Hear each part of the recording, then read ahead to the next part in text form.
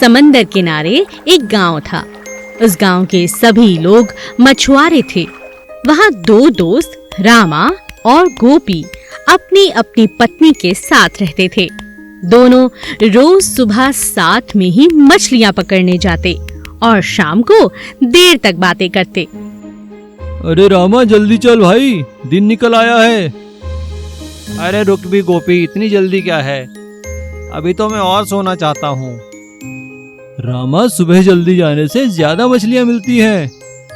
क्या बात करते हो गोपी, दिन में कौन सा भाग जाएंगी, रहेंगी तो समंदर में ही। अच्छा ठीक है, बहस मत कर, चल आजा चलते हैं। दोनों मछलियां पकड़ने पहुंच जाते थे। शाम को देख रामा, आज मुझे 6 मछलियाँ मिली। देखा जल्दी आने से फायदा होता है ना। लेकिन मुझे तो 10 मिली हैं, पर तुमने मेरी नींद खराब कर दी। दोनों हंसते हैं और घर पहुंचते हैं। अरे ये क्या, आज सिर्फ 10 मछलियां ही लाए हो? पता नहीं मेरे पापा ने तुमसे मेरी शादी क्यों कर दी। तुम्हें तो मछली पकड़ना भी नहीं आता, रोज इतनी कम मछलियां लाते हो। भला ऐसे कैसे गुजारा चलेगा? अब इसमें मैं क्या कर सकता हूँ, मेरे जाल में फंसती ही इतनी मछलियाँ हैं। उधर गोपी की पत्नी 6 मछलियां लेकर बहुत खुश थी। अरे वाह, 6 मछलियां! तुम तो बहुत मेहनती हो। आज मैंने तुम्हारे लिए बहुत स्वादिष्ट खाना बनाया है। एक दिन रामा बीमार हो जाता है। जब गोपी रामा को बुलाने जाता है, रामा, ओ रामा, चलो मछलियाँ पकड़ने चले। गोपी भैया, उनकी तबीयत खराब है, आज वे मछली पकड़ने नहीं जा पाएंगे। आप हमारा जाल ले जाइए, उसमें जितनी मछलियाँ फंसेंगी वह आप दे दीजिएगा। हाँ यार, ठीक रहेगा। गोपी रामा का भी जाल लेकर समंदर पहुंचता है और दोनों जाल डालकर मछलियों का इंतजार करता है। उस दिन गोपी के जाल में एक मछली फंसती है, लेकिन रामा के जाल में 4 मछलियां फंस जाती हैं। गोपी उन्हें लेकर घर जाता है। अजी सुनती हो, आज तो हमारे जाल में सिर्फ एक ही मछली आई है, लेकिन रामा के जाल में 4 मछलियां फंसी हैं। क्यों ना हम उसके जाल में से 2 मछलियां अपने लिए निकाल लें? नहीं जी, ये ठीक नहीं है। अगर हमारे पास एक मछली आई है तो हम इस एक मछली से ही गुजारा चलाएंगे। उनकी मछलियां आप उन्हें जाकर दे दो। गोपी रामा के घर उनका जाल और मछलियां दे जाता है। उधर गोपी की पत्नी जैसे ही मछलियों को काटती है, उनमें से 2 मोती निकलते हैं। अरे वाह, आज तो मछली के पेट से 2 मोती निकले हैं और ये तो अनमोल मोती लग रहे हैं। लगता है तुम्हें तुम्हारी ईमानदारी का फल मिला है।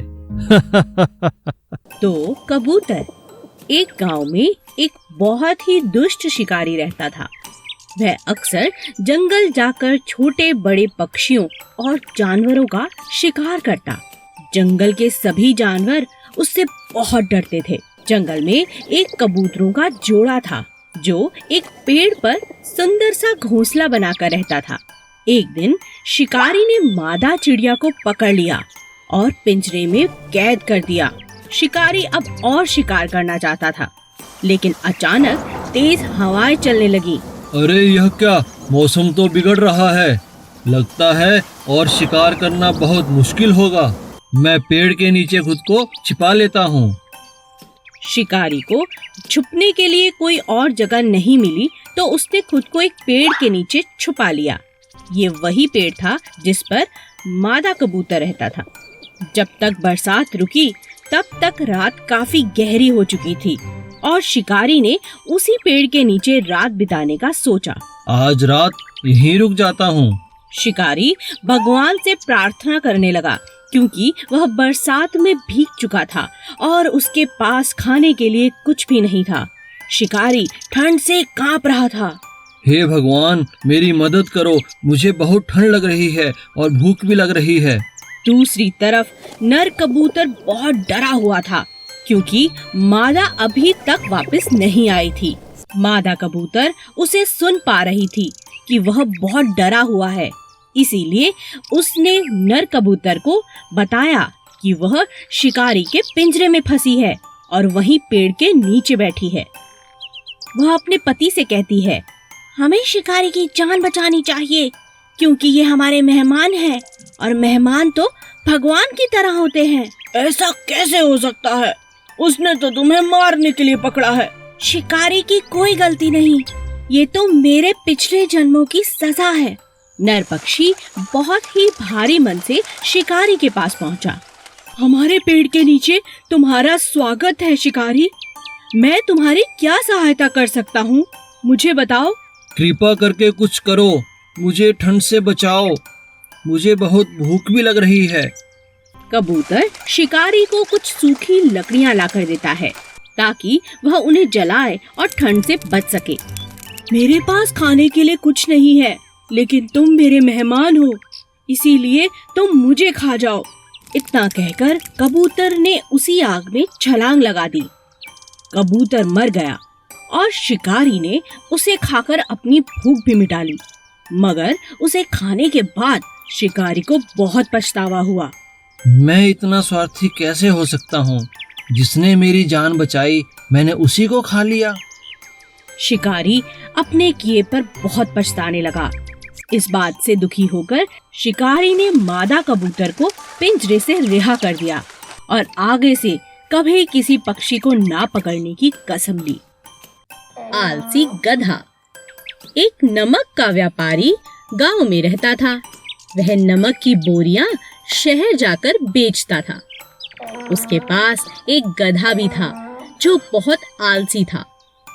व्यापारी अपने गधे का बहुत ध्यान रखता था, उसे अच्छा खाना भी देता और बहुत प्यार भी करता। गधा बहुत ही आराम परस्त था।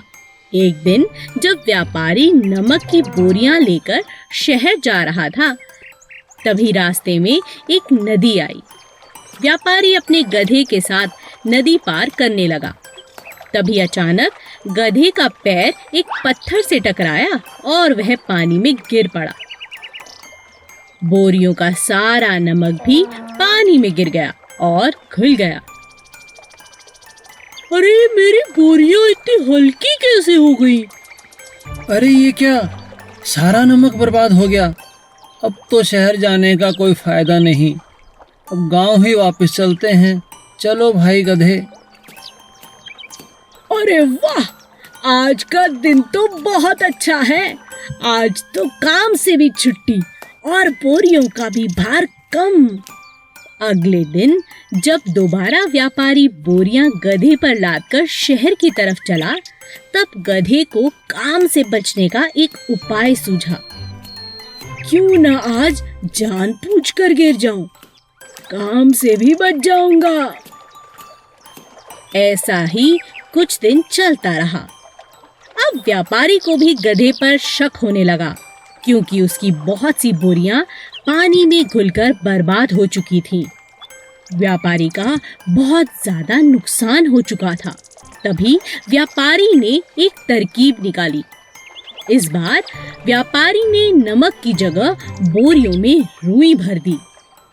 इस बार जैसे ही गधा पानी में गिरा तो बोरियां और भारी हो गईं। यह देख गधा परेशान हो गया। अरे अरे, आज ये क्या हुआ? बोरियां इतनी भारी कैसे हो गईं? लगता है सेठ जी को मुझ पर शक हो गया है। बहुत दिनों से तुम मुझे बेवकूफ बना रहे थे। आज के बाद ऐसी गलती मत करना, समझे? समझ गया सेठ जी, समझ गया। ऊंट और व्यापारी। गगन नाम के एक व्यापारी का घर रेगिस्तान में था। उसके पास एक ऊंट था टिंकू। टिंकू बहुत ही आलसी और मौकापरस्त था। उसका मालिक गगन बहुत अच्छा और दयालु था। एक दिन गगन बाजार से कुछ खरीदकर अपने गांव वापस आ रहा था। अरे टिंकू, हम बहुत देर से चल रहे हैं, थक भी गए हैं, लेकिन घर अभी बहुत दूर है। आज रात यहीं रुक जाते हैं। जैसा आप ठीक समझो मालिक, बस मेरे खाने का इंतजाम कर लो। हाँ हाँ टिंकू, खाना तो बहुत है। दोनों रात बिताने के लिए वहाँ एक तंबू लगा लेते हैं और खाना खाने के बाद सोने लगते हैं।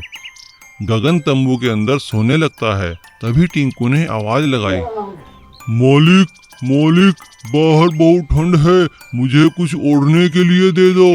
अरे टिंकू, मेरी चादर बहुत छोटी है, इससे तुम्हारा क्या होगा? अभी खाना खाया है, बस थोड़ी ही देर में शरीर में गर्मी आ जाएगी। जी मालिक। थोड़ी ही देर बाद टिंकू ने फिर आवाज लगाई, मालिक मालिक, हाँ क्या हुआ टिंकू? मुझे अभी भी ठंड लग रही है, क्या मैं तंबू में आ जाऊं? ये कैसे हो सकता है टिंकू? तंबू तो बहुत छोटा है, तुम नहीं आ सकते। तुम ऐसा करो, अपना पैर इसमें डाल दो। टिंकू ने वैसा ही किया। कुछ देर बाद टिंकू ने फिर आवाज लगाई, मालिक मालिक, अरे अब क्या हुआ टिंकू? मुझे अभी भी ठंड लग रही है, क्या मैं थोड़ा और अंदर आ जाऊं? हाँ हाँ आ जाओ। और टिंकू ने अपने पिछले पैर भी अंदर डाल दिए और ऐसा करते करते टिंकू ने अपना पूरा शरीर अंदर कर लिया और अपनी पूंछ के धक्के से गगन को बाहर निकाल दिया। और तब गगन की नींद खुली। अरे टिंकू के बच्चे, तूने ये क्या किया? तूने मुझे ही बाहर निकाल दिया, भाग यहाँ से। और टिंकू दुम दुबाकर वहां से भाग गया।